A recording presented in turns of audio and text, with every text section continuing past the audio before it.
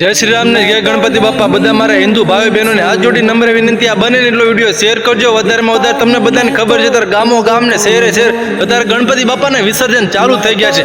અને આ વિડીયોમાં છે ને થોડુંક સત્ય છે અને થોડુંક કડવું પણ છે. જેને કડવું લાગતું હોય ને ભાઈ આ વિડીયો શેર ન કરતા નહીં, સત્ય લાગતું હોય ને તો આ વિડીયો 5 થી 10 જણાને વિડીયો શેર કરજો ને કોમેન્ટમાં ગણપતિ બાપા લોકોનું ભૂલતા નહીં. અત્યારે ઠેકાણે ગણપતિ બાપાને વિસર્જન થાય છે.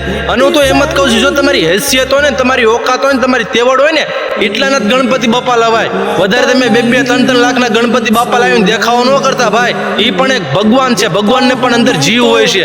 તમે ગમે એમ ફેંકી દેવામાં આવે છે, આ વિડીયોમાં જોઈ શકો, ગમે એમ છેલ્લા દિવસે ફેંકી દો તમે, અને ગણપતિ બાપાની ઉપર ચડીને વિસર્જન કરે છે. હું તો એટલું જ કહું છું ભાઈ, ગણપતિ બાપા ઉપર કોઈ દિવસ ન ચડાય.